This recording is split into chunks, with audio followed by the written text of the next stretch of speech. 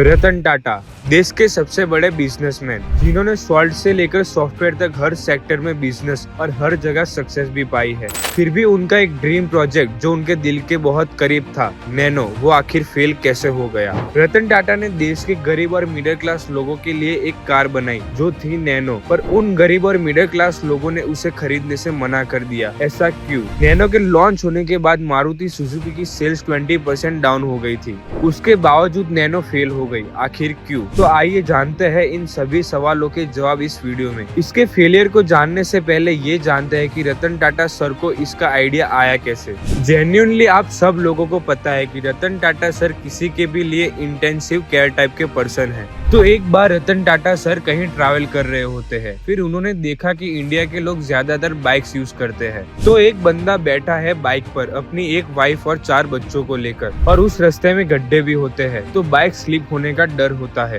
तो रतन टाटा सर ने सोचा कि इनके लिए ऐसा क्या किया जाए कि इनकी लाइफ थोड़ी बेटर हो जाए। और जैसा आपको पता है कि रतन टाटा एक आर्किटेक्चर स्टूडेंट भी रह चुके हैं, तो उन्होंने एक पेपर लिया और उस पर डिजाइन बनाना शुरू कर दिया। और रतन टाटा सर सोचने लगे कि बाइक तो नहीं बनानी है, पर वो कार ही बनाने वाले हैं, और वो भी ऐसी कार जो मिडिल क्लास फैमिली अफोर्ड कर सके, जिसमें वो लोग सेफली ट्रैवल कर सके। इस सोच के साथ शुरुआत हुई टाटा नैनो की, और रतन टाटा ने प्रॉमिस किया कि वो 1 लाख रुपए से कम में कार लॉन्च करेंगे। इस चीज को कम्पीट करने के लिए उन्होंने अपने इंजीनियर्स को एक कार डिजाइन करने के लिए कहा।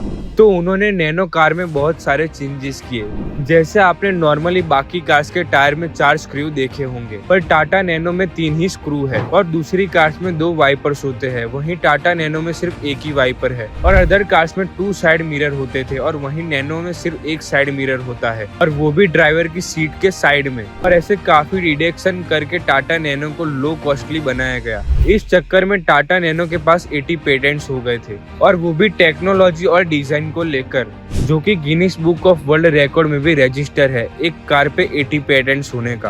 और ऑफिशियल बड़ी बड़ी कार कंपनीज जिन्होंने कार बनाने की शुरुआत की थी, वो भी इंतजार कर रहे थे। इवन ओबामा ने भी इसकी चर्चा की थी कि इंडिया में एक कार आने वाली है जिसका हम भी वेट कर रहे हैं। टाटा नैनो में सबसे गौर करने वाली बात यह थी इसकी प्राइस, क्योंकि उस टाइम पे 1 लाख रुपए की कार बनाना किसी कंपनी ने सोचा भी नहीं था। अब डिजाइन तो बन के तैयार था, और अब इसे एक्चुअल क्रिएट करने के लिए एक जगह पर इंडस्ट्री प्लांटेशन करना था। तो इसके प्लांटेशन के लिए वेस्ट बंगाल के सिंगोर में एक लैंड एक्वायर करके मशीन प्लांट की गई। लेकिन वहाँ तभी ममता बनर्जी ने मोर्चा चालू कर दिया था। तब रतन टाटा ने सोचा अब हम ज्यादा रुक नहीं सकते, क्योंकि जितना टाइम स्पेंड होगा उतना ही प्रोडक्शन कॉस्ट बढ़ेगा। इसलिए उन्होंने दूसरी जगह ढूंढना चालू कर दिया। तभी नरेंद्र मोदी जी ने उन्हें गुजरात बुला लिया। तो साणंद में उन्हें एक लैंड एक्वायर करके दिया और सारी परमिशन प्रोवाइड करवाई, और फिर टाटा ने अपना प्लांटेशन सिंगोर से साणंद शिफ्टेड कर लिया। और अब इस शिफ्टिंग के चक्कर में टाटा को 1400 करोड़ का नुकसान हो गया। और जब नैनो की मैन्युफैक्चरिंग शुरू की, तब पता चला कि प्रॉमिस्ड रेट 1 लाख रुपीज उससे ज्यादा की कॉस्ट पड़ रही है।